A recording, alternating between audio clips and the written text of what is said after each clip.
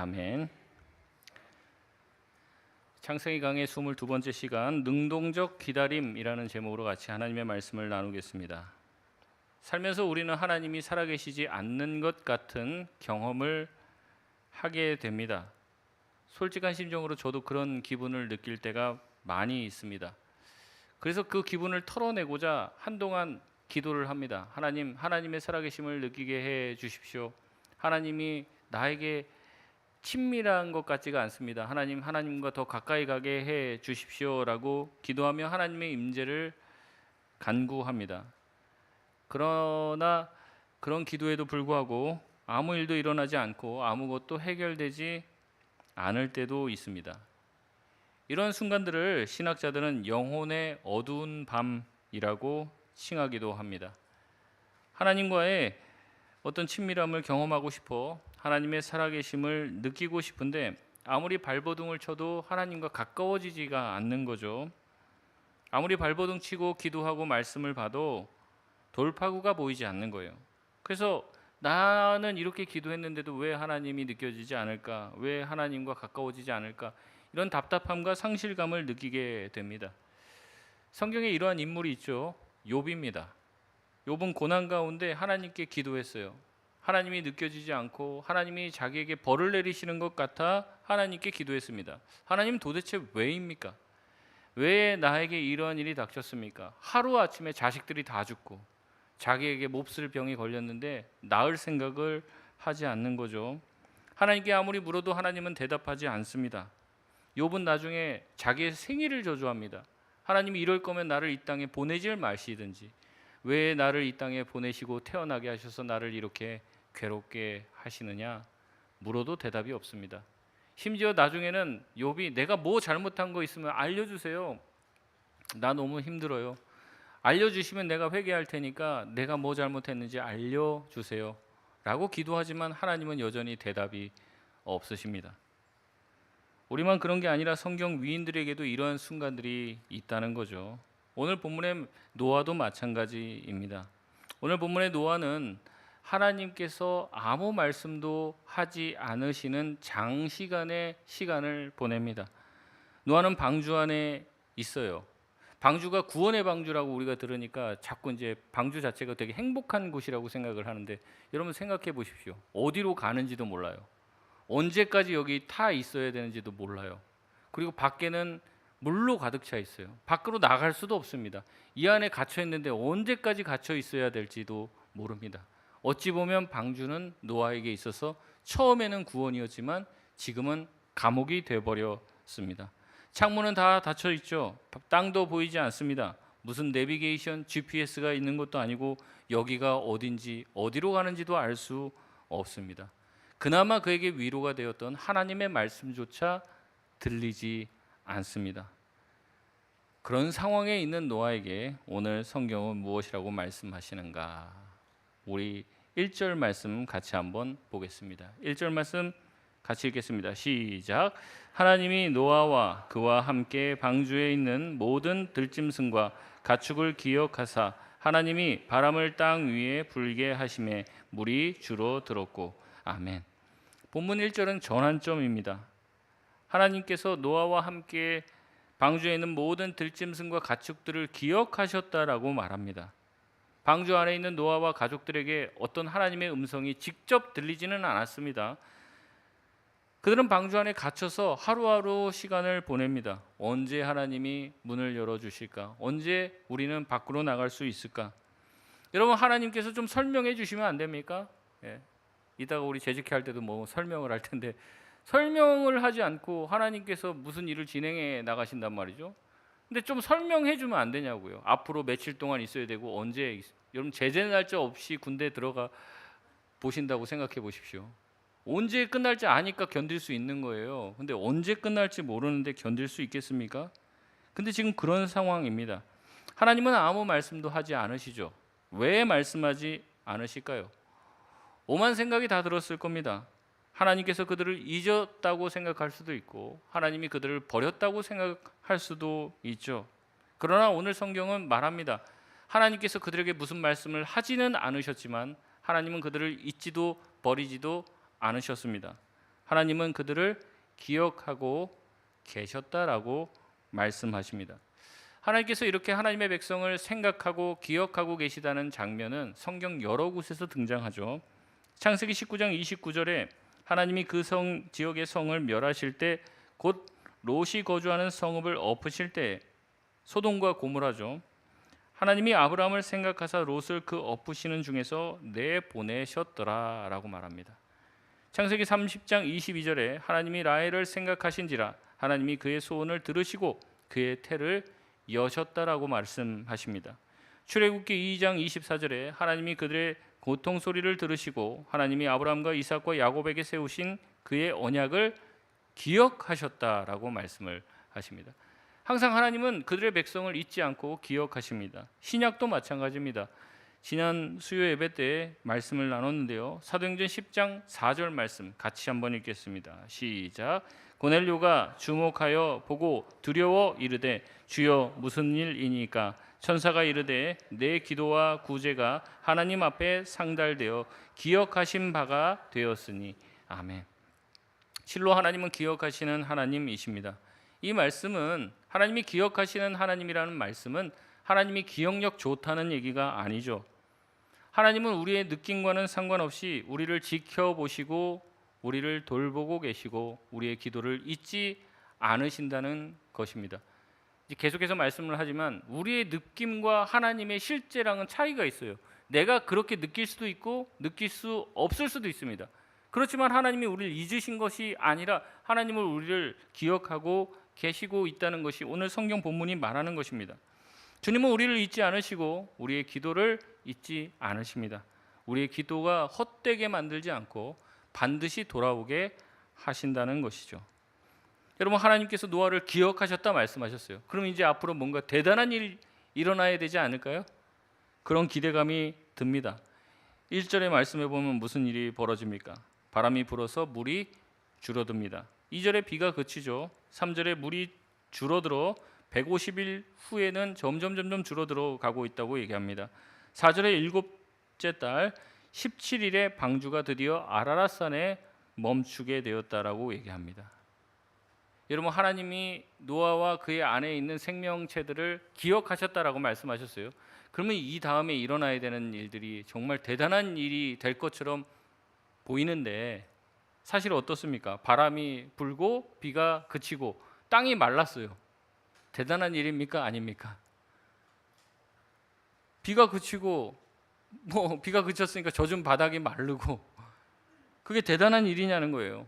아니죠. 지극히 자연스러운 일 아닙니까? 비가 그치고 그친 후에 땅이 말랐다는 일은 놀라운 일이 아닙니다. 그러나 하나님은 성경에서 이렇게 말씀하십니다. 내가 노아를 생각해서 일어난 일이 이런 자연적인 일이라는 거예요. 하나님께서 우리를 기억하셔서 하시는 일이 자연 법칙이 잘 작동되게 하는 거라는 거예요. 지금 우리도 마찬가지입니다. 일상의 모든 것이 우리가 생각하고 예상한 대로 이루어진다고 하면 그것은 하나님의 은혜이고 하나님이 우리를 기억하셔서 이루어지는 일인 줄 믿습니다. 일상에 있는 모든 것들, 해가 뜨고 비가 오고 또 그것이 마르고 또 꽃이 피고 하는 사계절이 이루어지는 모든 것들은 하나님의 살아계심의 증거라고 오늘 본문이 말하고 있는 거죠. 우리는 하나님의 살아계심을 무슨 우리 귀청에 하나님의 음성이 막 또렷하게 들리고 기도하면 막 죽던 사람이 살아나고 암이 치료되고 이래야지 하나님이 계신 줄 알아요. 근데 그거랑 하나님의 살아계심은 전혀 상관이 없다는 거죠. 하나님은 묵묵히 자연을 미세 조정하십니다. 세상을 조율해 나가셔서 24시간 365일 모든 것들이 일사불란하게 움직이도록 조정을 하시는 거죠. 그게 우리 인간의 보기에는 아무것도 안 하시는 것 같아요, 하나님이. 근데 아니라는 거죠. 하나님이 우리를 기억하셔서 그러한 일들이 잘 이루어질 수 있도록 하신다는 거죠. 그래서 C.S. 루이스는 순전한 기독교에서 이렇게 말합니다. 당신이 하나님을 가장 필요로 하는 순간에 그분의 응답은 무일 수 있다. 그러나 그 무가 곧 당신을 위한 깊은 작업의 시작일 수 있다. 결국에 이제 노아의 가족들, 그다음에 생물들이 나가려면 어떻게 돼요? 그냥 물이 마르는 걸로 충분하지가 않아요. 이미 이제 물이 다 차올랐기 때문에 어떻게 합니까? 생태계가 다 파괴가 된 거예요. 그리고 이 생태계가 어떻게 됩니까? 복원되려면 시간이 필요한 겁니다. 하나님은 그 시간 동안 기다리게 하시는 거죠. 어떻게 보면 그들이 봤을 때는 답답할지도 모르지만 하나님은 그 시간들을 통해서 노아와 그의 가족들이 나와서 생활할 수 있는 환경을 준비하십니다. 6절에 40일이 지나자 노아는 창문에 까마귀를 내놓습니다. 까마귀가 나갔다가 돌아갈 곳이 없으니 다시 오죠. 이번에는 8절에 비둘기를 내놓습니다. 비둘기도 앉을 곳을 찾지 못해 다시 돌아옵니다. 10절에 7일 후 다시 비둘기를 내놓았는데 비둘기가 감람나무 새 잎새를 물고 왔다고 얘기하죠. 그제서 노아는 이제 알게 됐습니다. 아, 이제 물이 줄어들었구나. 7일 후에 다시 비둘기를 내놓았는데 비둘기는 돌아오지 않았습니다. 비둘기가 살 곳을 찾았다는 이야기죠. 먹을 것이 있다는 이야기입니다. 그럼 노아가 어떻게 해야 됩니까? 방주의 문을 열고 나가도 되는 것 아닙니까? 그러나 노아는 기다립니다. 하나님이 들어가라고 하셨기 때문에 들어가고, 어때요? 나오라고 하시지 않았기 때문에 기다리는 거예요. 노아는 지금 밖에가 다 말라 있다는 것을 압니다. 사람이 나갈 수 있는 상황이라는 것 또한 파악합니다. 그럼에도 기다린다는 거죠. 하나님께서 홍수 후에 회복을 주시겠다 약속하셨기 때문에 그 약속을 믿고 상황 파악은 다 끝났지만 방주 안에서 기다립니다. 하나님의 침묵의 시간 동안 노아는 두려워 떠는 것이 아니라 하나님의 약속을 믿고 하나님의 일하심의 징후를 찾기 위하여 나름대로 까마귀를 내놓고 비둘기를 내놓고 하나님의 약속이 이루어지고 하나님이 나오라고 하는 날을 최선을 다해서 적극적으로 기다립니다. 그러니까 우리가 하나님의 때를 기다리라 하면 그냥 다 팽개쳐 놓고 그냥 멍 때리다 보면 어느 날 때가 돼서 그냥 그 일이 이루어지는지 그런 걸로 생각하는데 아니라는 거죠. 이것을 신학자들은 무엇이라고 얘기냐면 믿음을 가지고 하는 능동적 기다림이라는 거예요. 적극적 기다림이라는 거죠. 그날이 올 것이라는 것을 적극적으로 기다리는 겁니다. 그냥 가만히 있는 게 아니죠. 마라나타가 뭡니까? 주 예수여 어서 오시옵소서. 주님이 오실 날을 적극적으로 기다리는 거예요. 그냥 오늘 오면 오는 거지, 내일 오면 오는 거지, 그게 아니라는 거죠. 믿음을 가지고 적극적으로 오늘을 사는 겁니다. 기도해도 아무것도 일어나지 않는다고 주님 오시라고 기도했는데 안 왔어요. 안 오나 보다. 이게 아니라 기도를 포기하지 않거나 하나님에게서 멀어지지 않고 그 일이 당장 이루어지지 않더라도 하나님의 때가 있음을, 하나님이 나에게 하신 약속이 있음을 믿고 끝까지 말씀을 펴고 하나님의 약속을 적극적으로 기다리는 거죠. 나의 환경을 통해 일하시는 주님을 기다리는 겁니다. 그러면서 하나님을 기대하는 거죠. 소망하는 거죠. 노아의 모습은 하나님의 뜻을 더듬어가는 조심스러운 성도의 모습을 보여줍니다. 하나님이 회복하겠다고 하셨잖아요. 그러니까 그 회복한 증거를 보고 싶은 거예요.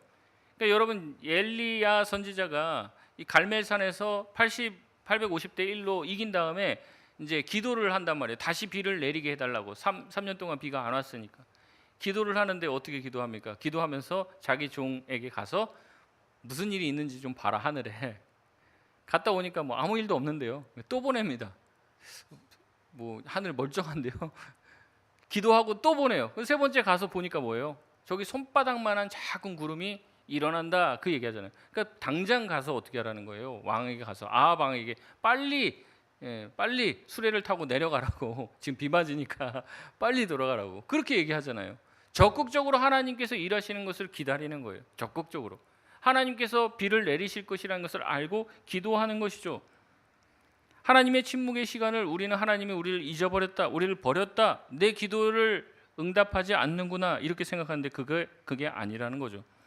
하나님은 침묵의 시간을 통해서 우리의 성숙을 요구하십니다. 우리가 더 하나님을 신뢰하길 바라시는 거예요. 우리가 기도해갖고 뿅 되고 기도하고 뿅 되고 그러면 인내가 무슨 필요가 있고 믿음이 뭔 필요가 있습니까? 자판기처럼 넣으면 나오는데. 근데 왜 인내가 필요하고 믿음이 필요합니까? 우리가 기도한 다음에는 항상 뭐예요? 시간이 필요한 거예요. 근데 그 시간은 우리가 생각했을 때는 바로 됐으면 좋겠죠. 그건 우리 생각이고 하나님의 생각에는요, 그 시간이 우리가 때로 봤을 때는 길다, 더디다라고 느껴질 수도 있어요. 그런데 하나님이 생각하는 정확한 때가 있다는 거죠. 그때 하나님께서 그것을 이루길 원하시는 겁니다. 여러분, 제가 계산을 해보니까요, 노아가 방주에 들어가서 나올 때까지 그 안에 있었던 시간이 1년하고 10일이에요. 1년 10일. 하루 이틀 있었던 게 아니에요. 우리가 뭐 좀 내고 며칠 있었다. 여러분 7장 11절에 보면 노아가 600세 되던 해 2월 17일에 방주에 들어갑니다. 읽지 않았지만 8장 13절 14절에 보면 노아가 601세 되던 해 2월 27일에 방주에서 나옵니다. 그럼 며칠이에요? 1년하고 10일이 더 걸린 거죠. 여러분 1년 10일 방주에 갇혀 있으면 기분이 어떨 것 같아요? 하나님 말씀 하나도 들리지 않아요. 근데 배도 멈췄고 지금 보니까 뭐 새들도 이렇게 풀어놓으면 나간단 말이죠. 그러면 어때요? 나가고 싶을 것 아니에요. 나가게 해달라고 얘기할 것 아니에요. 근데 그렇게 하지 않는다는 거죠. 왜냐하면 하나님이 말씀하지 않으시니까. 하나님은 노아와 방주에 탄 생명들을 기억하셨습니다. 그리고 심판의 물을 제거하시고 자연의 생태계를 조정하고 회복시키시는 거죠. 그래서 방주에 있던 생명체들이 밖에 나와서 활동해도 지장이 없을 정도로 자연계를 회복시키시고 완벽하고 온전한 때를 기다리십니다. 그리고 그때까지는 어디가 더 안전한 거예요? 방주가 더 안전하니까 거기 있게끔 하시는 거죠. 노아는 새를 날려 대충의 상황을 알고 있었습니다. 나가도 되는 때가 이르렀다는 것을 알게 되었음에도 나가지 않습니다. 자기의 판단대로 하지 않아요. 자기의 이성적인 생각대로 하지 않아요. 하나님께서 말씀하실 때를 기다린다는 거죠. 이것이 바로 능동적 기다림이요 적극적 기다림입니다. 그냥 기다린 게 아닙니다. 자기에게 맡겨진 사명, 열심히 가족들을 돌보고 동물들을 먹이고 보살피는 일에 최선을 다해서 합니다. 그러면서 하나님이 회복시키게 하시겠다라는 그 말씀 또한 기다리는 거죠. 그냥 대충 기다리는 게 아닙니다. 자기 삶에 자기에게 맡겨진 사명에 최선을 다하며 기다리는 거죠. 믿으며 기다린 것입니다. 여러분 이것이 진짜 믿음이에요. 하나님이 하시겠다 하니까 그냥 되겠지. 고3이 뭐 하나님께 기도하면서 공부 안 하고 그냥 시험 치면 잘 나옵니까? 그게 아니에요. 자기가 할 것은 최선을 다해서 하는 것이죠. 그러면서 하나님의 약속의 때와 성취를 기다리는 것이에요. 이것이 바로 하나님의 약속을 믿고 하나님의 때를 믿으며 하나님의 약속이 온전히 완성되는 것을 기다리고 그리고 그 기다림의 끝에 그 약속이 완성되는 것을 경험해 주므로 하나님의 생각이 나의 생각보다 더 옳았다는 것을 깨닫게 되는 것이죠. 이것이 바로 노아가 보여주는 신앙의 모습입니다. 노아는 결코 자신의 판단대로 행동하지 않습니다. 물론 이게 이제 자기 판단대로 하지 않는다는 게 무지성을 말하는 게 아니에요. 여러분 보십시오. 노아도 관측을 해요. 관측을. 노아도 나중에는 창문을 열고 천장 뚜껑을 열어서 지금 세상이 어떻게 됐는지 보고요. 새를 날려보고 지금 상황이 어떤지를 봅니다. 그 생각이 없는 게 아니에요. 다 생각이 있고 자기 나름대로 결론을 가지고 있습니다. 그래도 어때요? 최종적 결론은 누구에게 내립니까? 누구에게 맡깁니까? 하나님께 맡긴다는 거예요. 다 준비됐어요. 그러면 지르면 돼요. 근데 안 한단 말이죠. 왜냐? 기도하며 하나님의 때를 기다린다는 거예요. 언제까지? 응답이 올 때까지. 기도 응답 못 받았다는 분이 있는데 제가 묻고 싶습니다. 언제까지 기도하셨나요? 언제까지? 기도 한두 번 하고 그냥 안 된대요. 그게 아니라 기도는요 애초에 그래요. 응답 받을 때까지 하는 거예요. 응답 받을 때. 이게 바로 능동적 기다림입니다. 여러분 기도하시는 것 있으시죠? 여러분 기도하고 기다리시길 바랍니다. 믿고 기도하시길 바랍니다. 하나님의 약속이 더딘 것 같이 보이지만 하나님은 우리를 잊지 않고 기억하고 계시고 하나님은 지금도 우리를 위해 일하고 계심을 여러분 잊지 마시길 바랍니다. 그리고 이제 하나님이 우리에게 말씀하실 날이 와요. 주일 설교를 통해서 말씀하시든지 여러분 큐티를 통해서 말씀하시든지 주변의 사람이나 환경을 통해서도 말씀을 하십니다. 그때는 내가 이거 할 수 없어요라고 말하면 안 돼요. 그때는 어때요? 할 수 없어도 하는 거예요. 근데 이걸 자꾸 헷갈려요. 자기가 할 수 있을 것 같을 때는 하나님이 하지 말라고 아직 하라는 말이 없는데도 막 하려고 해요. 근데 어때요? 하나님께서 하라고 하시면 나 이래서 못하고 저래서 못하고 핑계가 너무 많다는 거죠. 이걸 바꿔야 돼요. 바꿔야 돼. 내가 할 수 없더라도 하나님이 하라고 하시면 하는 거고 내가 할 수 있을 것 같고 할 것 같아요. 이렇게 이제 하면 될 것 같아요. 그래도 하나님이 하라는 말씀이 없으면 안 해야 되는 거죠. 여러분 이런 것이 바로 성숙입니다. 내가 하고 싶은 것도 참는 것, 내가 하기 싫은 것도 하는 것. 주님의 말씀이 주어질 때 주저없이 그 일을 감당하는 것, 그것이 바로 하나님께서 기뻐하시는 신자의 모습인 줄 믿습니다. 이런 모범은 예수님도 보여주셨어요. 예수님이 공생애를요 태어나자마자 시작하신 게 아니죠. 대부분 신학자들이 얘기하는 것은 예수님이 30살부터 공생애를 시작했다고 하십니다. 그래서 목사 안수도요 30살 넘어야 줘요. 이제 뭐 군종이라든지 뭐 이제 선교사 특별한 경우에는 30살이 안 돼도 이제 좀 주는 경우가 있지만 이제 목사 안수는 기본적으로 30살을 넘겨서 준단 말이죠. 그 이유가 바로 예수님께서 30살부터 사역을 시작하셨기 때문에 그렇습니다. 예수님께서 그러면 30년 동안 뭐 하셨겠습니까? 뭐 하셨겠어요? 성경에 따르면 그렇습니다. 예수님께서 부모님께 순종하며 하나님께서 사역을 시작하실 때까지 뭐 한 거예요? 기다리신 거예요. 기다리신 거.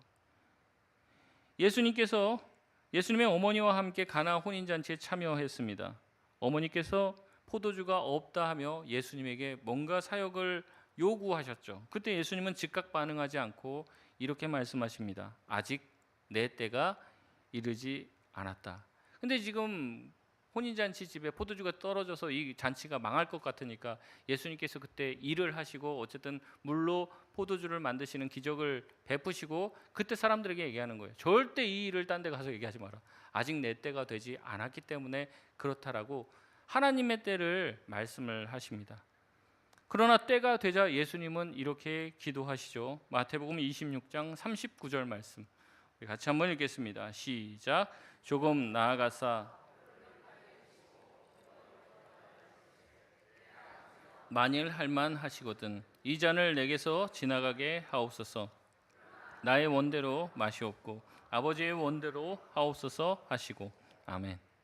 예수님은 자신의 원대로가 아닌 아버지의 원대로 해달라고 기도합니다. 하나님의 때가 된 거예요. 이제 예수님이 가기 싫어도 어때요? 가야 되는 때가 된 거죠. 십자가의 그 길. 근데 예수님은 모든 것을 다 아시잖아요. 그러니까 십자가의 고통도 너무 잘 아시는 거예요. 그러니까 마음에 갈등이 생기셨는지 모르겠습니다. 그래서 하실만 하시거든 이 잔을 그냥 내게서 지나가게 하옵소서 기도하시죠. 그러나 나의 원대로 마시옵고 아버지의 원대로 하옵소서 요청합니다. 우리가 가야 할 길이 바로 이 길이죠. 우리는 느낌을 중요시합니다. 내가 하고 싶은 나의 원함과 감정을 내세울 때가 많아요. 그게 마치 하나님의 실존인 것처럼 생각합니다. 그러나 인격은요 감정만 있지 않아요. 지정의라고 하죠. 지식, 말씀의 지식, 그 다음에 정, 우리의 감정, 그 다음에 의지가 발동해야 하는 것입니다. 감정만 따라가면 안 돼요. 감정은 올라갔다 내려갔다 하죠. 그런데 말씀은 그대로 있잖아요. 우리의 느낌이 아니라고 할 때는 뭘 봐야 됩니까? 말씀을 봐야 되는 거죠. 교회 가기 싫어요 오늘. 그러면 안 가도 됩니까? 그게 아니라 의지를 발동해야 되는 거예요. 그래도 내가 말씀을 봐야지. 가서 예배를 드려야지. 이런 의지를 발동해야 되는 거지. 항상 마음에 따라서 하고 싶으면 하고 하기 싫으면 안 하고. 그런 감정에 따라서 요동하는 사람은 하나님한테 쓰임받을 수가 없습니다. 하나님의 때를 기다릴 줄 알아야 되는 거예요. 여러분 사무엘상에 보면은 사울 왕이 나와요. 사울 왕. 근데 사무엘 선지자가 내가 갈 때까지 기다리라고 그래요. 근데 조금만 더 기다리면 되는데 거의 90% 가까이 기다린 것 같아요. 근데 기다리다 안 오니까 어떻게 합니까? 자기가 그냥 제사를 드려버려요. 근데 마치 기다렸다는 듯이 제사 드리자마자 사무엘이 튀어나와서 왜 안 기다렸냐 얘기를 한단 말이에요. 그러니까 자기가 생각하는 때랑 하나님의 때랑 좀 차이가 있거든요. 우리가 인내하고 한번 참았다면 끝까지 참으시길 바랍니다. 괜히 나서서 일을 그르쳐서는 안 돼요. 하나님의 뜻, 하나님의 때가 있습니다. 또한 우리의 원함과 우리의 생각, 내가 하고 싶은 것 이것들도 중요하겠지만 하나님의 원대로 이루어지길 기다리는 게 훨씬 더 성숙한 경제의 기도라는 거죠. 내 일상에 최선을 다하면서 하나님 내 일상에 나의 원함이 아닌 하나님의 원함이 이루어지길 원합니다. 말씀을 마치겠습니다. 노아는 사리 분별을 못하는 사람이 아닙니다. 지적인 능력이 떨어지는 사람도 아닙니다. 하지만 시대를 분석하면서도 최종 결정은 하나님의 손에 의탁했습니다. 섣불리 행동하고 섣불리 결정하지 않았습니다. 감정적으로 행동하지 않았습니다. 오직 자기의 행동의 근거는 하나님의 말씀이기를 끝까지 기다렸던 사람입니다. 우리도 그래야 할 줄 믿습니다. 말씀대로 말씀 앞에서 하나님의 원을 우리 삶에 이루는, 제가 보니까 하나님의 뜻이 뭔지 모르겠습니다 이렇게 저한테 물어보시는 분들이 많아요. 근데 그런 얘기 하실 때마다 제가 똑같이 하는 말이 있어요. 데살로니가 전서 말씀인데 뭐예요? 항상 기뻐하라, 쉬지 말고 기도하라, 범사에 감사하라, 이것이 그리스도 예수 안에서 너희를 향하신 하나님의 뜻이다라고 명확히 나와 있어요. 명확히. 뭐 하라고요? 항상 기뻐하라, 쉬지 말고 기도하라, 범사에 감사하라, 이것이 너희를 향한 하나님의 뜻이다라고 말씀을 하고 계십니다. 하나님의 나를 향한 그 뜻, 그것을 기억하며 오늘 하루도 말씀대로 살게 하여 주옵소서. 말씀대로 행동하고 말하게 하여 주시고 결정하게 하여 주시옵소서. 내 뜻과 내 방식이 아닌 하나님의 방식과 하나님의 뜻대로 하나님의 때에 이루어지게 하여 주옵소서. 그렇게 말씀을 따라 사는 저와 여러분 되시길 바랍니다. 우리 시간 찬양하고 기도하겠습니다.